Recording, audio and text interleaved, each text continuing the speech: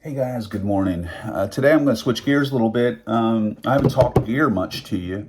I know I have a few things on the channel in terms of gear with the new Line 6 Express, and I think I have a couple other things, the looper and whatnot. But I've had some questions and pretty persistent over the last few months about what I'm using, and I guess I never really got into that a whole lot. But my main amp is a Hot Rod Deluxe, the 40 watt. I have that in tweed. The first year it came out, and I only say that because that was the year where it was made in America. The later versions, I think, started getting assembled in Mexico. And I do have one of those as well. So I have that in black Tolex. And then I have and I also have it in tweed. And that was my main gigging amp. That's the one I went out with. What I'd like to talk to you today about is some of the pedals that I'm using are a little bit off the grid. And when I was working at a local music store teaching years and years ago, there was a guy that worked there that was really a gearhead, and he turned me on to all these pedals that I hadn't heard about. So I'm not knocking Line 6. Obviously, I have Line 6. I have a lot of the Boss stuff, and that stuff's great. But I wanted to get into what you're hearing a little bit. And you guys see my Strat, so that's what I'm playing through. The first one here, and logistically, I can't demo all these, so all the full demos are in the member section. But the direct drive, this is a Barber Electronics. It was a pedal. It was a company that I didn't even know about. Hand-wired point-to-point, true bypass, all the bells and whistles that you're looking for in a pedal. It's a little on the pricey side. I think it was north of 150, but not 200, somewhere around in there. This is a really old one. I don't know what they're going for today. This is the best overdrive that I've ever played through.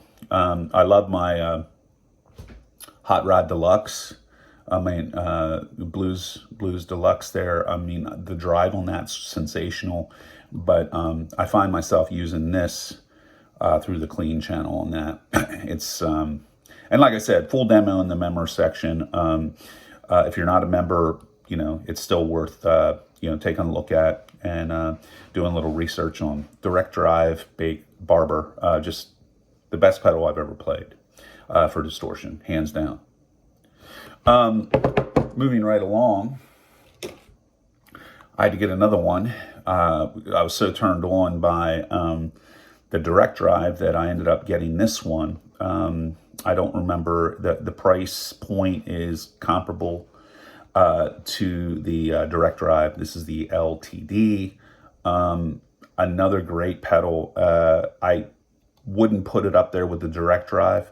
It might be a notch or two down, but it's still, I'm super happy with it. Phenomenal pedal, and just really gutsy, warm sound. Like I said, full demos on these in the member section. The other one I want to get into that you might have heard about is HAO's Rust Driver. These things are just, and it's a completely different kind of distortion. It's a little bit more, the direct drives sound like the overdrive's a little bit more compressed. These are a little bit more chaotic, but super cool.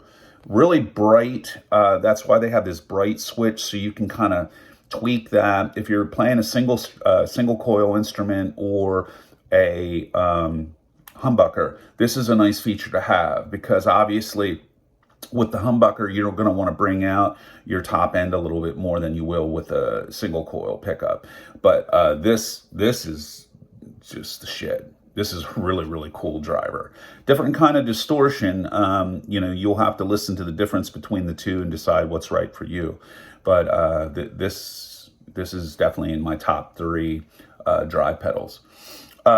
Going on to now modulation, the Microvibe by Voodoo Lab. This is just a really, really cool vibe.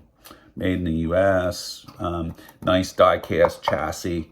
So it's durable, just like these. I mean, you can throw these down the stairs and, you know, they'd pick them up and they'd still be fine. So Voodoo Labs Micro Vibe, if you're looking for that Trower, Hendrix, that early, late 60s rock sound, really, I mean, you can nail Trower's sound with this thing. You know, if you're looking for that Bridge of Sighs type sound, this is it. I mean, you can get that on lockdown.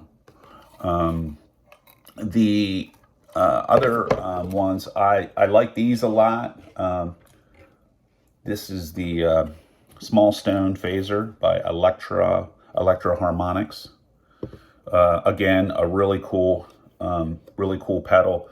I'm really happy with it. Made in the U.S. It's a little on the light side. I've never had any issues with it, but it's metal, but it's not like this thing. This is a brick.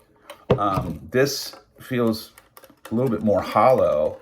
So I was a little concerned when I first got it out of the box, but I've had this for over a decade now. Never had any issues with it. But you'll notice it is it feels like it's cheap, but it's not. So they don't have the weight these guys over here do. And then finally, to wrap it up, a good coursing pedal is going to go a long way for you. And I went with Electro Harmonics. Again, a great coursing pedal.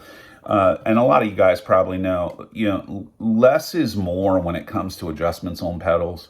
You see some of these pedals that have all these 6 or 7 adjustments, and I think they're just trying to add things to make it more desirable for, I don't know, marketing, I guess. I don't know. I never really cared for all that. You know, I think really you only need 1 or 2 adjustments based on what you're doing, regardless of whether you're modulating or you're distorting. You know, basically, you want overdrive. How much are you overdriving your signal? How much swell and modulation do you want to add to your signal with when you're doing your modulations like phaser and coarse and all that kind of stuff. And another thing, if you're using individual pedals, guys, remember, always put your distortions at the end of the chain. You don't want your distortions and your compressions at the beginning of the chain. You want them at the end of the chain. And you want to keep your modulators in front. So in other words, you go into your coarse and your delay and all your modulations, and then as you get to the end of your chain before you go to your amp, that's where you're putting your distortion. So again, guys, full demos on all this stuff. I get into them a little bit more and tweak them a little bit more. Today I just wanted to give you an overview of what I'm using. Once again, thanks for watching. www.theguitar-shop.com. Email theguitarshopstudios@gmail.com.